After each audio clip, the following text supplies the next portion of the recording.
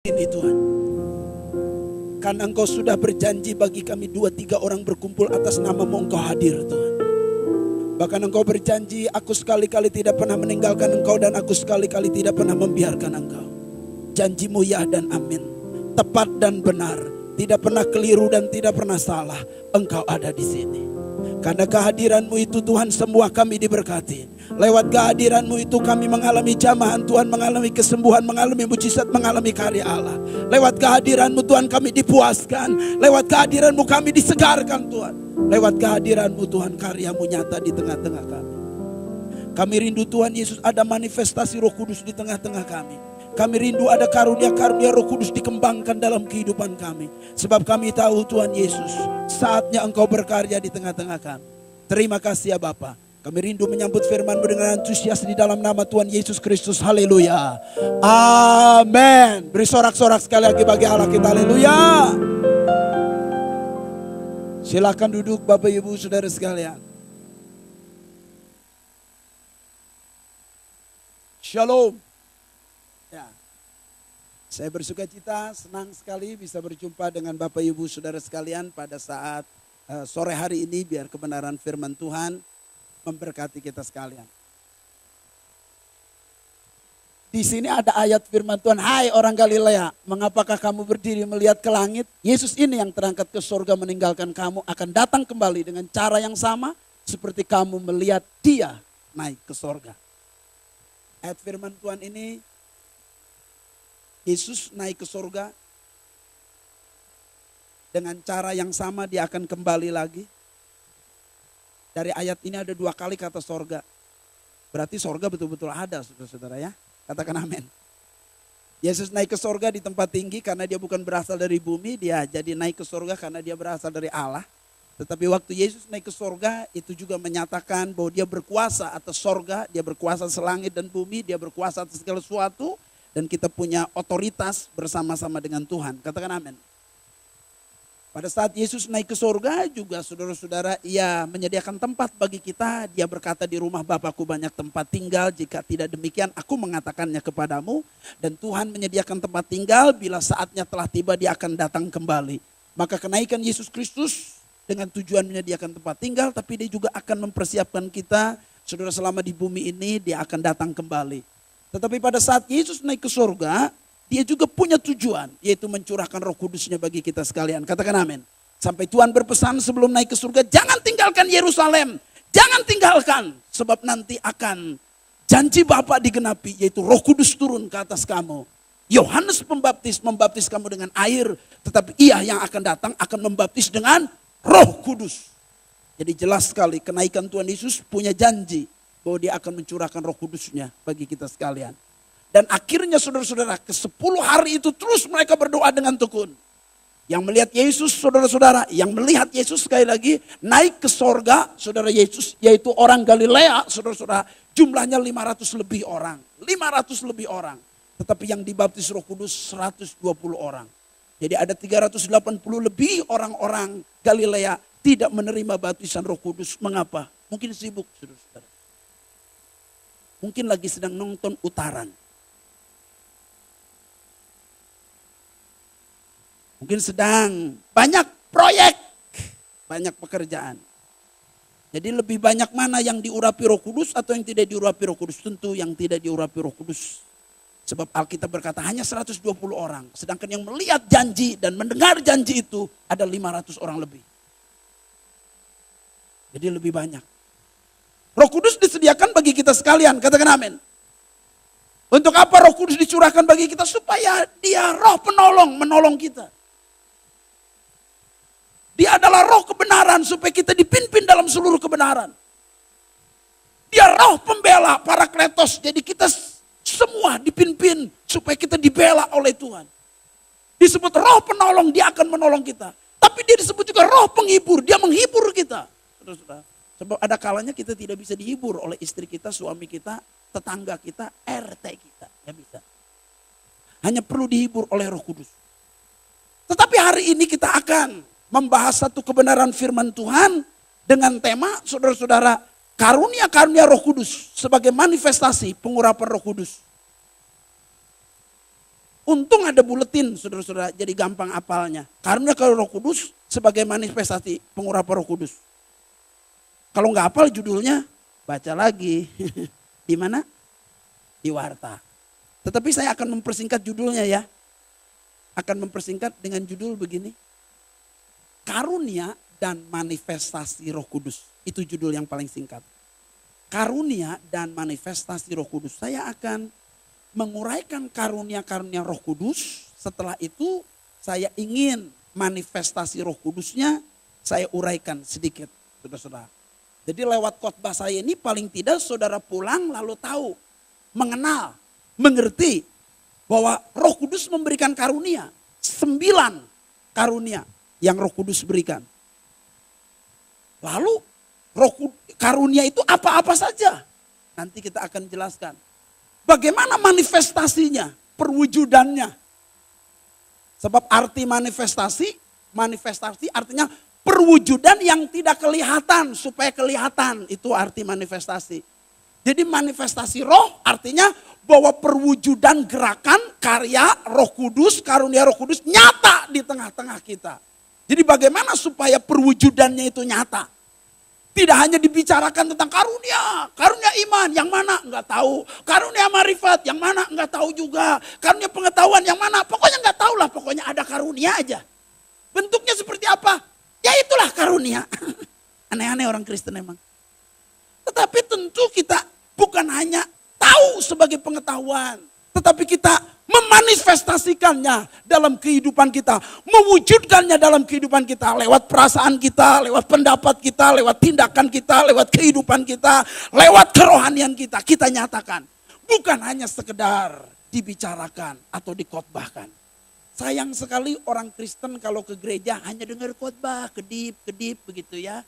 Memperhatikan terus pulang. Lu dapat apa? Pokoknya dapat khotbah tadi. Mengalami enggak? Pokoknya enggak lah. Pokoknya tambah aja pengetahuan banyak. Jadi kepalanya gede. Pada saat pulang kepalanya gede, nungsep deh dia. Makanya banyak yang jadi batu sandungan. Jatuh dalam dosa begitu. Kenapa? Karena tidak dimanifestasikan. Tidak dibukti nyatakan dalam kehidupan. Saudara-saudara, ada banyak orang Kristen punya iman. Misalnya karunia iman. Tetapi tidak dibukti nyatakan dalam kehidupan. Ini sebuah kesalahan. Tidak dimanifestasikan dalam kehidupan. Ada banyak orang punya karunia tapi tidak dibukti nyatakan. Karunia iman, mana imanmu? Iman pergi ke tetangga sebelah, katanya gitu. Kamu punya hikmat, mana hikmatmu? Jadi tidak bisa dibuktikan. Hanya sekedar dibicarakan dan hanya sekedar sebuah pengetahuan, hanya sekedar tahu. Dan orang Kristen yang dibaptis Roh Kudus, itu mendapatkan kuasa, mendapatkan anugerah ilahi, mendapatkan karunia-karunia. Supaya apa? Dibukti nyatakan dalam pelayanan, dibukti nyatakan dalam keluarga, dibukti nyatakan dalam kehidupan, dibukti nyatakan dalam bisnis, dibukti nyatakan. Jadi bukan biasa.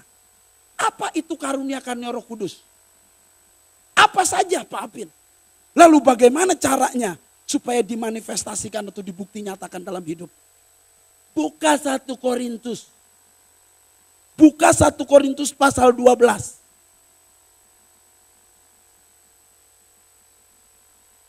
Ayat ini sangat kaya, tetapi saya hanya menguraikan dari ayat ke-7 sampai dengan ayat ke-11 saja. 1 Korintus pasal 12. 1 Korintus pasal 12.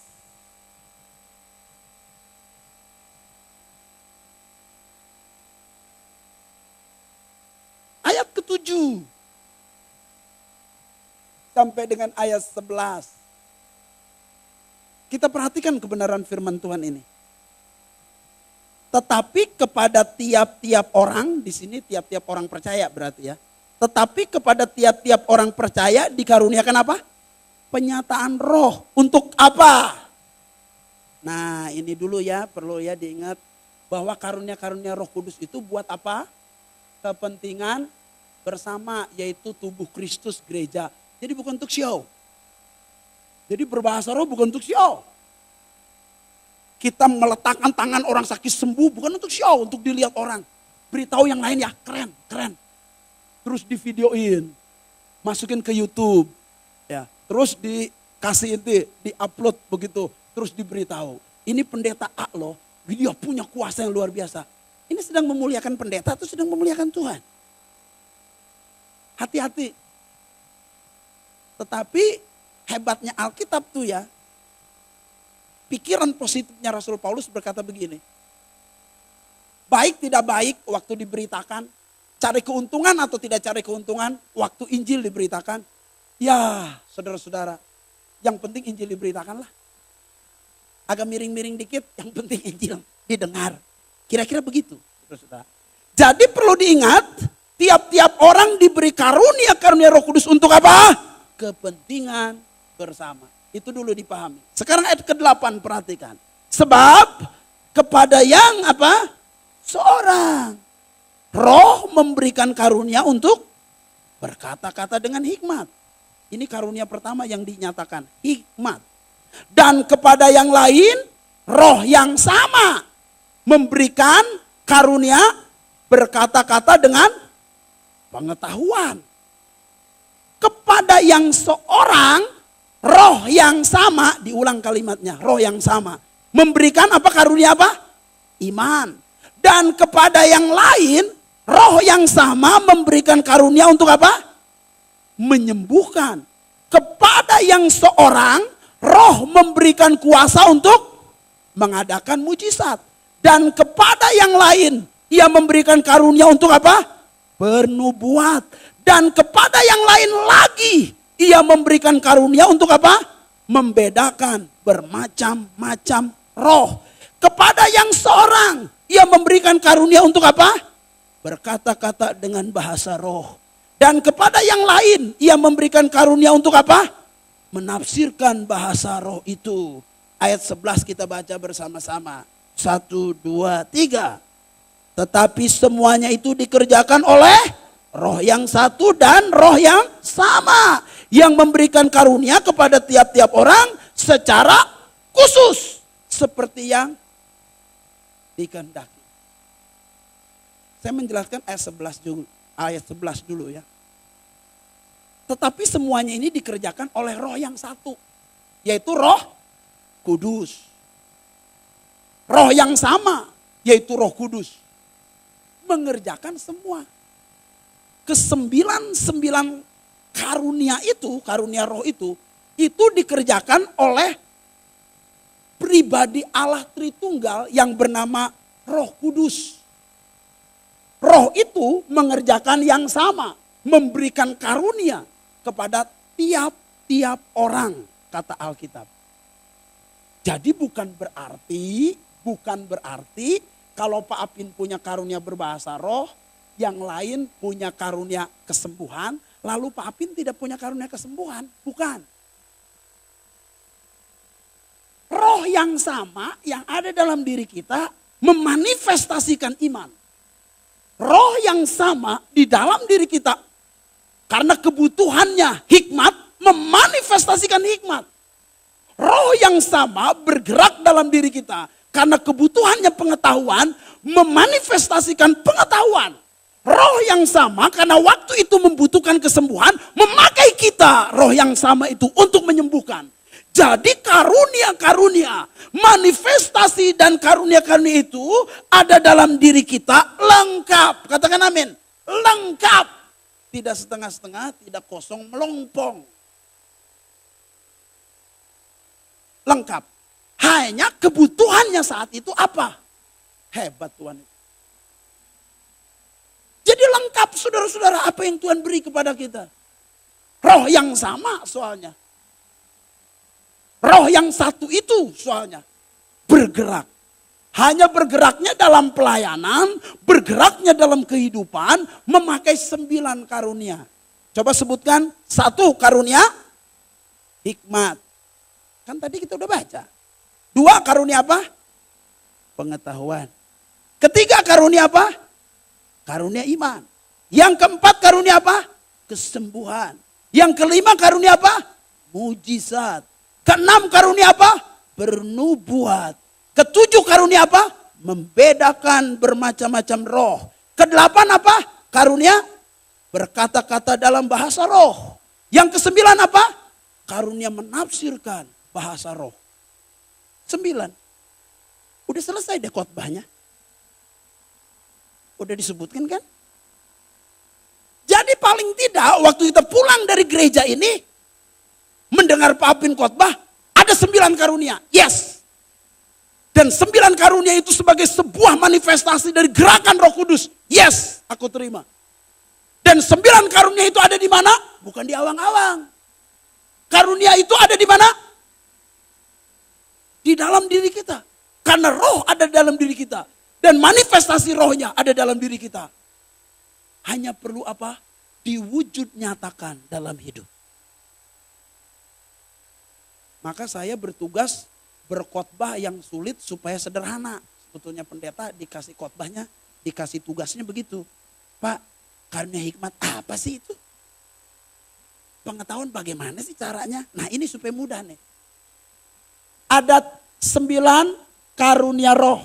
Coba ulangi, 9 karunia roh. 9 itu dibagi 3. Jadi 3, 3, 3. Jadi triple 3. Ya, 3. 1 disebut karunia pewahyuan. Ulangi, karunia pewahyuan. Karunia pewahyuan itu 1 disebut hikmat. Kedua disebut pengetahuan. Yang ketiga disebut membedakan roh. Coba ulangi. Karunia pewahyuan. 1, 2, 3. Karunia pewahyuan. Yang 1 disebut karunia hikmat. Kedua pengetahuan. Yang ketiga apa? Membedakan roh. Itu yang disebut karunia pewahyuan. Ngejelasinnya nanti nih. Baru supaya ada bayangan dulu. Yang kedua disebut karunia kuasa. Karunia kuasa. Jadi punya kuasa. Karunia tindakan orang bilang. Karunia kuasa. Karunia otoritas orang bilang. Itu yang pertama karunia iman. Yang kedua karunia kesembuhan. Itu tindakan soalnya. Yang ketiga karunia mujizat. Coba ulangi, karunia kuasa. 1, 2, 3. Karunia kuasa. Nama lainnya karunia tindakan. Harus bertindak. Karunia kuasa atau karunia tindakan apa saja? Karunia iman, karunia kesembuhan, karunia mujizat. Sudah ada 2 ya. Pewahyuan tadi apa? Hikmat, pengetahuan, dan membedakan roh. Udah mulai hafal nih. Karunia tindakan atau karunia kuasa apa saja? Iman, kesembuhan, dan mujizat. Sekarang karunia perkataan. Ngomong, itu perkataan. 1 apa? Nubuat. Nubuat. Nubuat itu kayak khotbah itu. Berbicara atau memberikan tahu hal-hal yang akan datang, itu nubuat. Ya. Yang kedua, berbahasa roh. Yang kita sukar mengerti itu, berbahasa roh. Yang ketiga, menafsirkan bahasa roh. Itu pakai perkataan soalnya menafsirkan. Jadi, yang ketiga karunia perkataan. Coba ulangi, karunia perkataan. Karunia perkataan ada 3, nubuat, bahasa roh, dan penafsiran bahasa roh. Udah hafal kayaknya ya. Pokoknya hafal, enggak hafal, pokoknya begitu. Coba kita ulangi, ya paling tidak kalau pulang kita sudah hafal. Karunia pewahyuan itu apa saja? Karunia hikmat, pengetahuan, dan membedakan roh. Karunia kuasa atau karunia tindakan ada 3. Apa? Karunia iman, kesembuhan, mujizat. Karunia perkataan ada 3. 1, nubuat, berbahasa roh, dan menafsirkan bahasa roh. Ya udah kita pulang nih, udah hafal mana. Yang ngejelasin susahnya itu manifestasinya. Pak Bin, saya ini punya karunia iman kan ya? Itu kan pertanyaannya. Jangan-jangan saya udah gede begini gak punya karunia iman nih. Nah kan begitu saudara. saya urutkan satu-satu ya. Maka ini perlu konsentrasi. Konsentrasi penuh.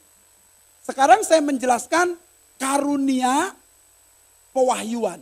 Itu ada 3 tadi. Satu apa? Hikmat. Yang kedua apa? Pengetahuan. Yang ketiga apa? Membedakan roh. Sekarang saya mau menjelaskan karunia hikmat. Saudara, karunia hikmat itu adalah memberi keputusan, saudara, atau membuat sebuah keputusan penting, saudara-saudara, tetapi bukan dengan hikmat manusia, dengan hikmat Allah. Rasanya sulit dijawab, rasanya sulit diuraikan, tapi dengan orang yang berhikmat, itu sesulit apapun ada pemecahannya. Itulah karunia hikmat. Salah satu contoh, ini di dalam Tuhan Yesus dulu ya. Orang nanya begini. Guru, boleh bayar pajak gak nih? Boleh bayar pajak gak nih? Kalau bayar pajak Yesus setuju, berarti saudara-saudara menentang orang Yahudi. Sebab orang Yahudi sebetulnya tidak suka bayar pajak. Harusnya bayar perpuluhan ke bait Allah. Bukan bayar pajak. Itu menurut orang Yahudi. Tapi kalau Yesus berkata, enggak boleh bayar pajak. Celaka, saudara-saudara. Ketahuan orang Romawi, Yesus pemberontak. Ngelarang bayar pajak. Jadi gimana jawabannya? Ya sulit jawabannya. Mau seperti apa? Tapi Yesus penuh dengan Roh Kudus. Dia punya hikmat.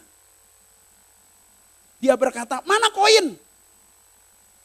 Dia menunjukkan satu koin uang. Uang dulu, uang gobangan ya zaman dulu. Ditunjukkan. Gambar dan tulisan siapa ini? Gambar dan tulisan siapa ini? Kata Tuhan Yesus. Serentak orang berkata begini. Gambar dan tulisan Kaisar. Memang waktu itu uang yang berlaku adalah uang dari kerajaan Roma. Kekaisaran Roma. Jadi gambarnya Kaisar Tiberius waktu itu. Tiberius. Maka saudara-saudara, Yesus berkata tepat. Gambar dan tulisan Kaisar. Berilah kepada Kaisar apa yang menjadi milik Kaisar. Dan berikan kepada Tuhan apa yang wajib engkau berikan kepada Tuhan. Selesai itu jawaban. Saudara bilang, gitu doang tuh. Ya iyalah gitu. Maka kita harus punya hikmat dalam menyelesaikan masalah. Contoh lain yang dilakukan Tuhan Yesus. Kan ini orang berzina ketangkap basah. Saya tidak tahu basahnya sebasah apa. Ketangkaplah orang berzina ini. Lalu bertanya kepada Yesus, Guru, menurut aturan Yahudi, orang yang berzina harus dirajam, dibunuh mati. Dilempari batu sampai mati. Kalau Yesus bilang setuju, aduh Yesus kejam amat gak punya kasih. Kalau gak setuju, melanggar aturan Taurat. Stres enggak tuh? Kalau saudara RT, boleh gak buat KTP atau gak boleh buat KTP? Kan bahaya saudara-saudara kalau jawabannya salah. Yesus diam. Kenapa Yesus diam? Dia sedang bertanya kepada Tuhan. Berdialog kepada Allah Bapa. Harus jawaban apa yang paling tepat. Itulah hikmat namanya. Yesus nulis-nulis di tanah. Lalu dia berkata, karena nuntut terus. Gua pengen jawaban nih. Lu kenapa nulis-nulis di tanah terus? Jawab dong. Desaklah orang. Lalu Yesus bertanya. Siapa dari antara kalian yang tidak berbuat dosa? Dia yang pertama lah. Lempari batu itu. Sambil melengos Tuhan Yesus. Nulis-nulis lagi. Daripada lu mikirin lu, gua mendingan nulis-nulis lah. Akhirnya mereka pulang. Satu pulang. Sampai akhirnya cuma 1 orang di situ. Tadi ngomongnya, siapa yang tidak berbuat dosa, dia yang harus lempar lebih dulu. Semua pulang. Kenapa? Karena semua orang berdosa. Hanya 1 di situ yang tinggal. Yesus. Sebenarnya Yesus yang harus ngelempari batu itu. Puk! Dan Yesus enggak gunakan hak itu. Karena hanya satu di dunia ini yang tidak hidup berbuat dosa. Yesus. Itulah jawaban hikmat dari Tuhan. Maka saudara-saudara yang dikasih oleh Tuhan, kalau mengajar itu perlu hikmat. Anak mahasiswa berkata begini, Pak Bin, mau tanya, kenapa Tuhan beri 10 tulah kepada orang Mesir? Kenapa enggak 12? Ini penyakit nih, sebetulnya pertanyaan begini. Kenapa tidak 3? Atau 7 angka sempurna? Kenapa harus 10? Coba jawab apa? Kalau tidak berhikmat, itu jawabnya ngawur-ngawur. Tapi kalau pakai hikmat, saya merenung dulu jawab apa kira-kira ya. Saya berkata, untuk kekerasan hati Fir'aun perlu 10 tulah. Tapi kalau loh yang keras, mungkin 2 tulah udah bertobat loh. Tapi Fir'aun karena keras, Alkitab sudah beritahu bahwa kekerasan hati Fir'aun kok. Maka Fir'aun perlu 10 tulah. Kalau kamu gampang bertobat, mungkin 1 tulah udah cukup. Bahkan nggak pakai tulah-tulah, udah cukup bertobat. Jadi Tuhan memberi ukuran sesuai dengan ukuran pribadi masing-masing. Kamu gampang ditegur nggak? Gampang dinasihatin nggak? Saya bilang begitu. Kamu gampang diubah nggak? Gampang bertobat nggak? Dengar ya Pak Apin, kalau kamu nggak gampang bertobat, mungkin Tuhan kasih tulah yang ke-17. Miring-miring, gepeng-gepeng dah. Nah terkadang saudara dalam kehidupan itu karunia hikmat muncul sendiri. Karena itu manifestasi dari Roh Kudus yang kita terima. Punya karunia hikmat enggak? Punya. Kita punya. Kadang-kadang anak nanya terus nyeleneh. Ya, tapi kita bisa jawab yang luar biasa. Yang mengherankan, mengejutkan. Saudara-saudara, itu karunia hikmat. Karunia pewahyuan selain hikmat adalah karunia apa? Pengetahuan tadi. Karunia pengetahuan ini istimewa sekali, saudara-saudara. Biasanya bukan berupa masalah-masalah yang harus dipecahkan, tapi biasanya saudara-saudara dia memiliki pengetahuan tertentu, saudara-saudara, yang orang lain tidak tahu, dia sudah tahu. Ini kerennya. Pada saat saudara-saudara Andreas bawa Nathanael, Yesus langsung udah tahu. Hai engkau orang Yahudi asli gitu. Engkau orang Yahudi sejati. Engkau Nathanael. Kok bisa tahu? Belum diberitahu. Alamat pun belum tahu. Tapi bisa tahu loh. Contoh lain. Waktu Yesus jalan ke Yeriko. Dia jalan aja.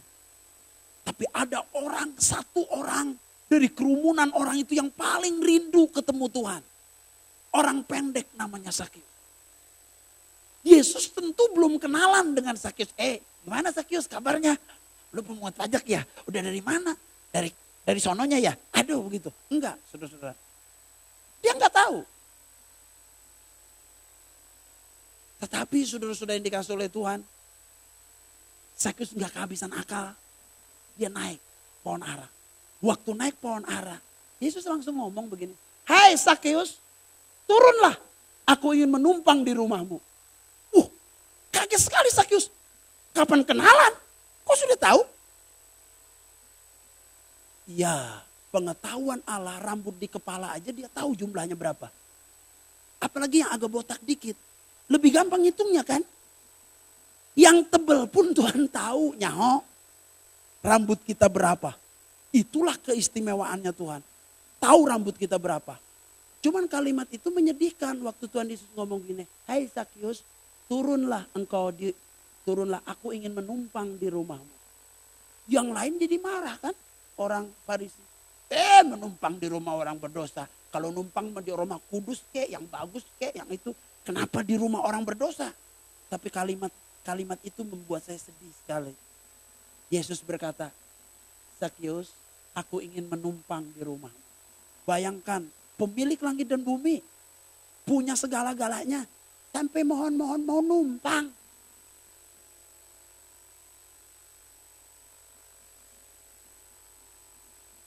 Harusnya Sakius yang numpang sama Tuhan Yesus kan? Saudara juga numpang sama Tuhan. Karena semua ini punya Tuhan. Tapi ini dengan rendah hati, merendahkan diri serendah-rendahnya. Yesus ngomong begini, gua mau numpang di rumah lu. Numpang makan, numpang tidur, numpang mandi, numpang ke toilet, numpang ke segala macam di situ. Lu setuju enggak? Bayangkan loh. Ih, Tuhan Yesus itu benar-benar rendah hati. Kalau kita mah, menumpang, gak bisa lah. Lu yang harus numpang di rumah gua. Hebat sekali, Tuhan punya pengetahuan yang luar biasa. Nah, dalam pelayanan ini, saudara-saudara, orang lain belum tahu, dia sudah tahu. Ini penting sekali, saudara-saudara. Kadang-kadang ya, orang nanya begini, Pak, begini nih, oh Bapak sudah tahu itu, nih jawabannya. Ih, kok Bapak belum itu udah tahu? Iya, karena udah saking banyak orang yang nanya begitu, jadi udah tahu, saudara-saudara. Kita punya pengetahuan istimewa. Nah, Tuhan memberikan pengetahuan yang luar biasa pada seseorang. Dan itulah keistimewaan. Keistimewaan. Anugerah itu. Anugerah yang besar. Salah satu pengetahuan terjadi pada Columbus itu. Columbus penemu benua Amerika ya. Waktu dia di hadapan dia kan dipanggil untuk kasih seminar di hadapan para bangsawan di Inggris waktu itu. Semua orang Inggris melecehkan Columbus. Columbus. Semua orang juga bisa. Lu dayung. Lu terdampar di sebuah daratan. Nah lu bilang itu gua temuin. Padahal lu terdampar di situ. Mau mati. Semua orang juga bisa. Katanya diejek-ejek begitu saudara-saudara. Tapi Columbus orang yang baik. Tidak cepat marah dan emosi seperti saudara. Gak cepat marah, dia orang baik. Terus diejek di bidang lain. Terus diejek saudara-saudara. Sampai akhirnya Columbus dia pakai hikmat Tuhan dan pakai pengetahuan yang istimewa. Dia berkata begini, seluruh kekayaan saya dan hak paten menemukan benua Amerika saya kasih kepada seseorang kalau dia ngambil telur rebus. Biasanya di hotel-hotel istimewa di Eropa biasanya ada telur rebus. Dia ambil telur rebus. Siapa yang bisa mendirikan telur rebus di atas meja, seluruh harta saya akan berikan kepada orang itu. Dan seluruh hak paten benua Amerika saya serahkan kepada orang yang bisa mendirikan telur rebus di atas meja. Mejanya tentu pakai kaca di sana. Tahu nggak jawabnya orang-orang yang sombong itu? Ngomong begini, itu mah gampang. Gampang, belum dilakukan, belum diapain udah bilang gampang. Terus maju satu-satu. Ya telur rebus miring-miring lah. Karena oval, jatuh lagi. Akhirnya semua sudah mencoba, nggak ada satupun yang berhasil. Lalu mereka berkata, ya nggak mungkin lah telur rebus bisa berdiri di atas meja. Nggak mungkin. Tadi bilang gampang, sekarang bilang nggak mungkin. Lalu Columbus maju ke depan. Dia angkat telur rebus ini. Bisa berdiri, kata Columbus. Lalu ditekanlah telur rebusnya. Krek. Berdiri. Saudara tahu ditertawai oleh orang-orang pinter itu. Semua orang juga bisa kalau begitu. Semua orang juga bisa katanya. Ya. Terus Columbus berkata begini. Kalau semua orang bisa, mengapa kalian tidak melakukan? Kan saya suruh mendirikan telur rebus dengan berbagai cara sesuai dengan hikmat saudara, pengetahuan saudara, saudara bisa. Saudara nggak pernah lakukan kan? Itulah penemuan benua Amerika. Saudara bisa terdampar di sana, kenapa nggak terdampar?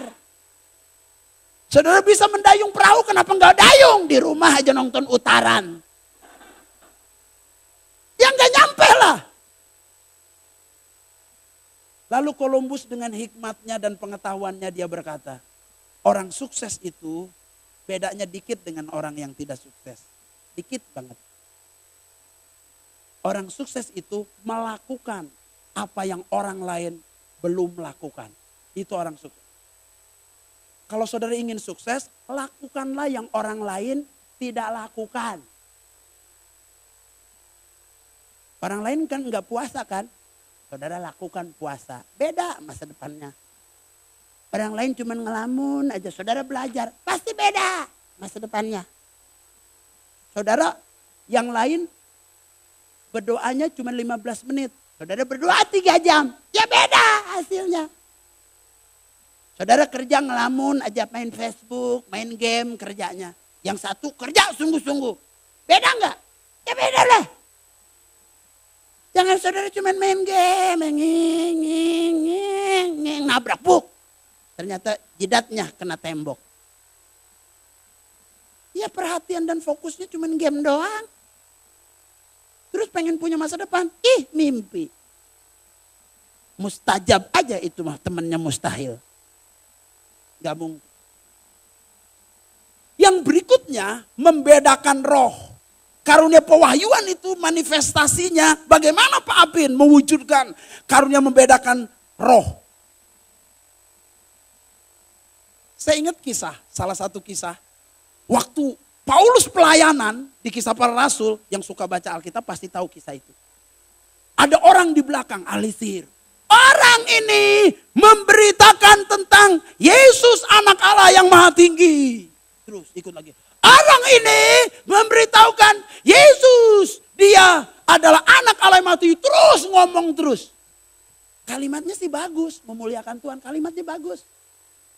Lalu Paulus berbalik. Setan keluar kau. Setan keluar. Dan benar keluar setan. Jadi dia bisa membedakan kalimat bagus belum tentu berasal dari Tuhan ternyata. Agak ngeri ini kalimatnya ya. Kalimat-kalimat yang sepertinya bagus belum tentu berasal dari Tuhan. Itu terbukti kok. Kalimat bagus dari Yudas Iskariot apa? Aduh sayang amat tuh. Apa? Minyak narwastu dibasuh ke kaki Tuhan Yesus. Itu harganya mahal. Coba dikasih sama orang miskin. Bagus enggak kalimatnya? Bagus. Bagus enggak itu Yudas Iskariot? Jelek. Jadi harus bisa membedakan roh. Saya memberi contoh lagi. Manifestasi kuasa pewahyuan ini membedakan roh ini. Ada orang kaya datang sama Petrus. Ananias dan Tante Safira jual tanah. Laku 2 miliar. Zaman Kuari itu laku 2 miliar. Setelah itu dikasihnya 1 miliar. Banyak gak 1 miliar? Banyak lah. Seneng gak pendeta? Seneng lah. Pendeta juga manusia kan. Untuk bangun, untuk misi apa. Tapi waktu Petrus melihat 1 miliar, enggak tergiur. Dari kontraktor bernama Ananias dan Safira yang suka jual-jual tanah. Dia cuma ngomong gini, duit dari mana nih? Jual tanah. Semuanya nih? Semuanya. Bang le. Ada pendeta yang begitu enggak? Kalau ada begitu dilempari batu biasanya. Tapi Petrus berani. Enggak takut dilempari batu, enggak takut diejek, enggak takut ditampar. Lo bang! Lo mendustai Roh Kudus. Dia sangat bisa membedakan. Ini roh dari mana nih?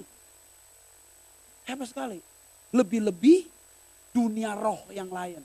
Lebih jelas lagi. Kalau saudara pernah enggak masuk misalnya ke kelenteng. Bulu kunduk merinding. Saudara bisa membedakan mana hadirat Allah, mana kuasa kegelapan berada. Uang anjing aja sadar kok. Anjing tahu mana kuasa kegelapan, mana tidak. Ayam kelopak ayam. Kenapa? Ayam tahu kehadiran setan dengan kehadiran Tuhan. Nah kita kagak tahu malah. Lebih dari rendah dari setan sama anjing. Sama ayam. Nggak boleh. Kita harus peka. Bagaimana Pak Apin supaya karunia pewahyuan ini turun atas kita dan nyata dalam hidup kita. Saudara harus hidup kudus, jangan hidup dalam dosa. Kalau saudara hidup dalam dosa nggak peka jadinya. Mendengar suara Allah. Terus hidup main-main dengan kuasa kegelapan. pergi ke dukun segala apa hidup nggak benar. Setan menaungi kita, ya susah lah membedakan. Lalu suka mementingkan diri sendiri, jarang berdoa, jarang baca Alkitab. Kiamat, kiamat. Walaupun Tuhan memberikan berbagai karunia. Ini masalahnya jamnya cepat sekali ya. Sampai jam berapa sebetulnya? Cepat sekali saudara-saudara jamnya. Ini kan perlu berapa lagi? 6 lagi. Sekarang karunia kuasa atau karunia tindakan. Karunia tindakan itu tindakan iman, tindakan kesembuhan, dan tindakan mujizat. Ini karunia tindakan atau karunia kuasa. Saya menjelaskan karunia iman. Setiap orang Kristen harus punya iman. Katakan amin. Tapi tidak semua orang Kristen punya karunia iman, kata orang. Bukan tidak punya sebetulnya. Tidak melatih, tidak memberi keluasan Allah berkarya pada orang itu. Untuk karunia iman bergerak. Karunia iman ini dibutuhkan saat seseorang memerlukan sesuatu yang lebih besar, sesuatu yang lebih mustahil, sesuatu yang lebih rasanya tidak mungkin terjangkau, ini perlu karunia iman. Misalnya kita orang desa ingin jadi presiden, rasanya nggak mungkin. Nggak mungkin. Kita orang miskin ingin jadi presiden. Kita orang kena narkoba ingin jadi presiden, rasanya nggak mungkin. Tetapi orang yang punya iman beda. Saya memberi contoh salah satunya. George W. Bush, anaknya George Bush. Dia tidak seperti orang Amerika rata-rata. Dia seperti orang Indonesia ya. Badannya kecil, agak pendek. George W. Bush itu orang kena narkoba. Yang dicalonkan oleh papahnya George Bush untuk menjadi presiden Amerika adalah adiknya, anak kedua. Sudah difoto, sudah diapain, sudah dikampanyekan. Tapi George W. Bush ngomong begini, Papa, biar saya yang jadi presiden. Calonkan saya jadi presiden. Ya George Bush bilang begini, lu siapa? Memang anak pertama Papa, tapi lu kena narkoba. Apa jawab George W. Bush? Enggak marah. Dia berkata begini, Tuhan yang suruh saya jadi presiden Amerika. Tuhan yang suruh saya jadi presiden Amerika.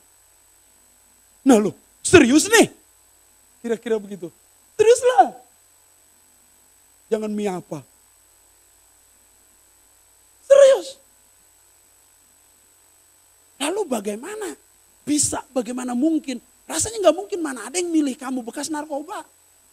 Tapi dia punya iman yang besar. Saya pasti jadi presiden Amerika. Terpilih nggak? Ternyata terpilih.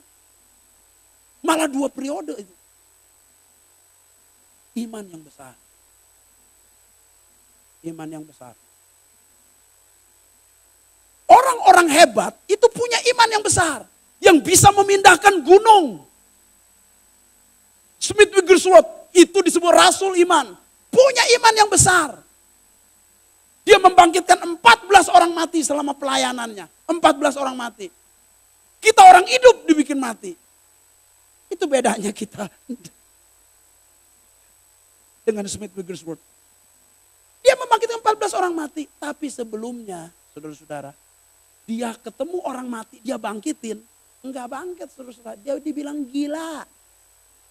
Pendeta setengah on. Miring artinya. Dia bangkitin orang kedua, orang meninggal dia bangkitin, bangkit. Enggak bangkit. Orang ketiga dia bangkitin, bangkit. Tapi dia sedang melatih imannya. Dan dia berkata, aku punya karunia iman. Bangkit. Enggak bangkit-bangkit saudara. Ke-8, ke-9, ke-10 enggak bangkit-bangkit. Cuman waktu membangkitkan yang ke-11, bangkit. Itu orang mendadak bangkit. Dia sendiri kaget. Sejak itu pelayanan membangkitkan orang mati menjadi karunia khusus dari Smith Wigglesworth. 14 orang mati, dia bangkit. Ini karunia iman. Nah, karunia iman dibutuhkan untuk hal-hal mustahil.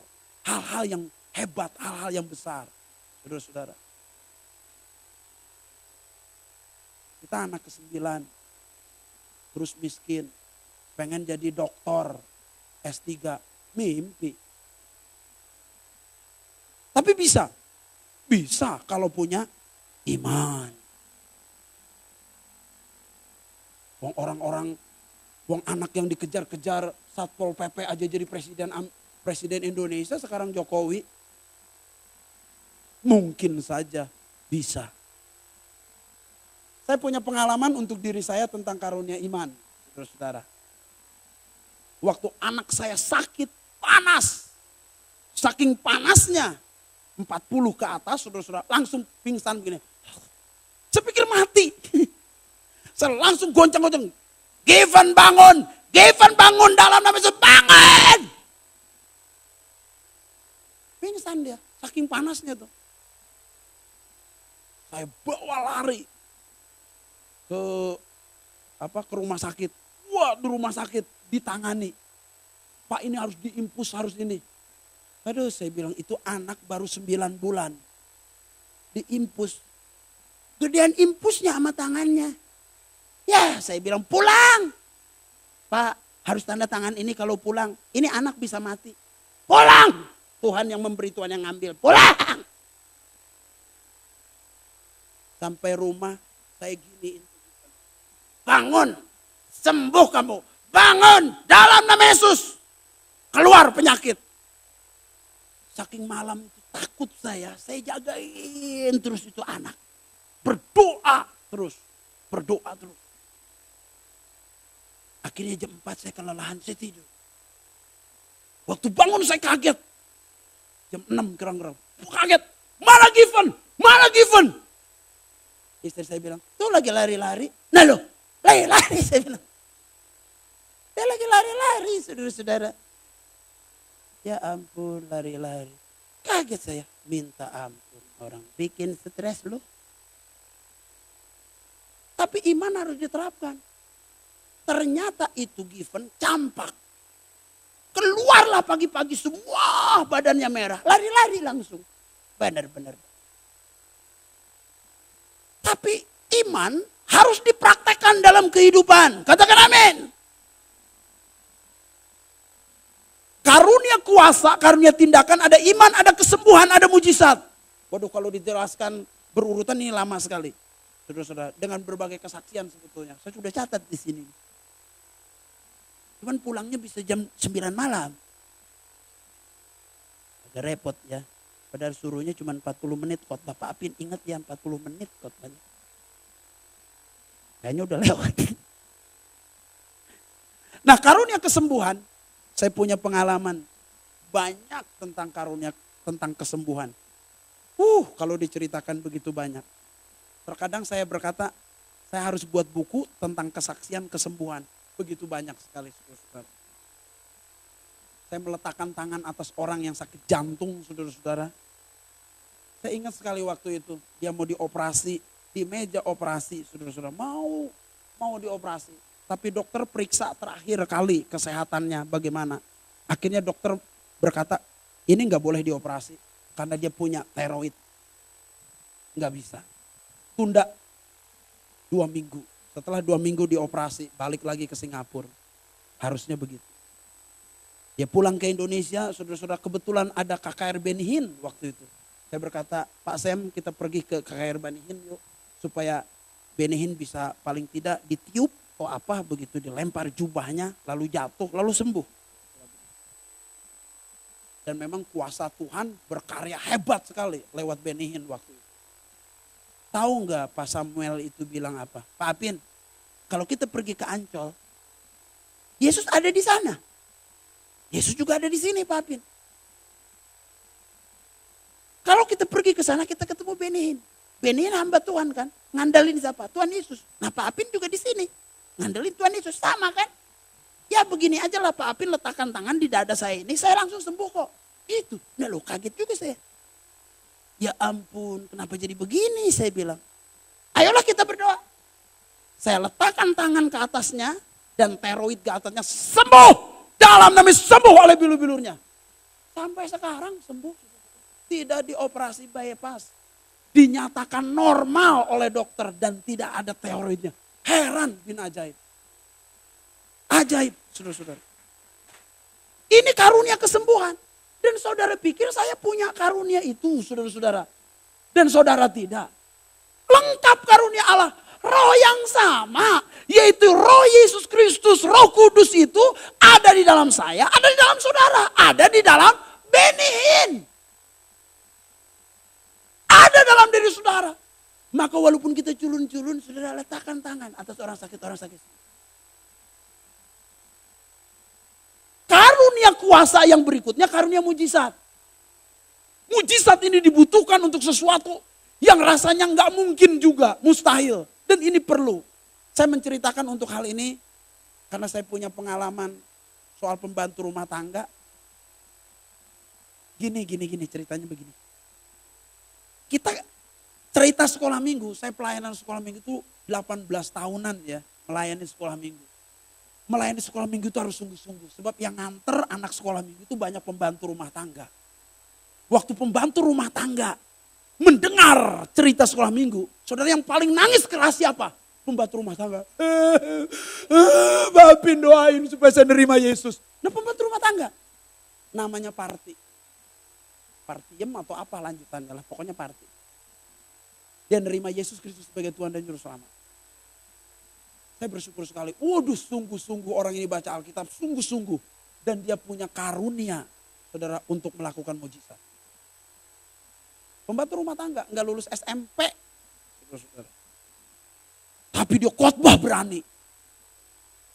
Dia minta izin sama tuannya, Pak. Tolong saya minta izin ya, supaya saya pulang ke rumah ayah saya, supaya papa saya, mama saya, dan seluruh keluarga diselamatkan. Mengenal Yesus dan diselamatkan masuk surga. Berapa lama kamu? Enggak tahu Pak, mau berapa lama. Yang penting papa dan mama saya selamat. Saudara tahu? Singkat cerita, karena kalau nggak disingkat lama lagi, saudara, singkat cerita, sampailah dia di Jawa Timur. Waktu sampai Jawa Timur, tiap hari dia nginjilin papanya. Isa binti Maryam itu juru selamat, Isa binti Maryam itu pembuat mujizat, namanya Yesus Kristus. Dia melakukan perkara yang besar, dengan iman kita akan mengalami kesembuhan mujizat, dengan iman kita akan melihat sesuatu yang ajaib. Terus dia cerita.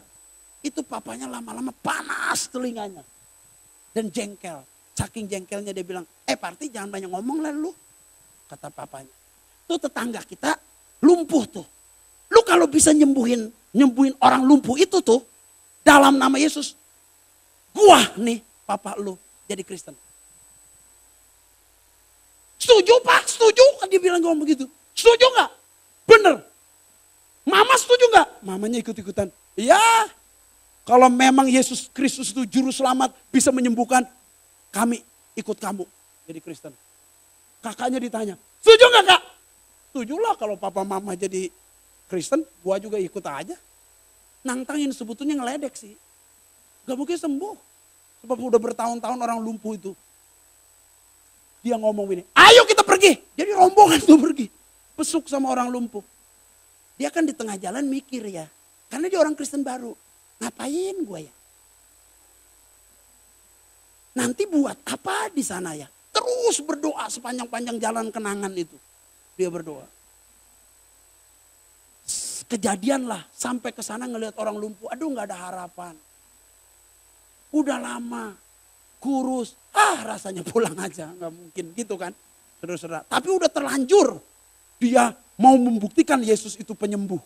Yesus itu pembuat mujizat. Dia membuktikan itu sama papanya. Supaya papanya selamat. Dia berkata dalam doa, Tuhan apa yang harus aku lakukan? Lalu Tuhan ngomong begini. Ini disebut Roh Kudus memimpin seseorang peka terhadap sesuatu. Roh Kudus menolong, Roh Kudus menghibur, Roh Kudus membela seseorang yang melayani dan bersaksi. Maka Tuhan berkata kepada Parti, ambil aqua. Taruh di sapu tangan kamu, lalu dilap semua. Sekalian ngelap keringat. Lap semua. Lalu dilaplah orang lumpuh itu sama dia. Dilap semua. Sambil ngelap itu dia pikir. Terus dia berdoa. Terus kalau udah dilap mau diapain itu? Dilap. Setelah dilap kamu berdoa dan berteriak. Bangkit. Berjalan. Gitu. Itu teriakan kamu. Akhirnya dia berdoa sungguh-sungguh, Tuhan sembuhkan orang ini. Langsung dia berteriak keras-keras, dia juga merem. Takut nggak sembuh soalnya. Bangkit berjalan. Itu orang langsung bangkit berjalan. Hebat luar biasa. Itu pembantu rumah tangga loh. Nggak lulus SMP loh. Saudara-saudara. Punya keberanian yang luar biasa loh. Roh yang sama memakai Petrus, roh yang sama memakai Parti. Pembantu rumah tangga. Roh yang sama memakai Benihin, roh yang sama memakai saudara dan saya. Katakan amin. Beri kemuliaan bagi Allah kita. Untuk karunia perkataan saya nggak jelasin ya. Lama-lama diusir. Terlalu panjang nanti. Ya lain kali lah kita jelaskan. Tetapi roh yang sama itu akan memakai saudara untuk melakukan perkara-perkara yang besar. Mari kita bangkit berdiri bersama-sama. Curahkanlah kuasa-Mu Tuhan. Mujizat terjadi sekarang ini di tempat ini. Haleluya.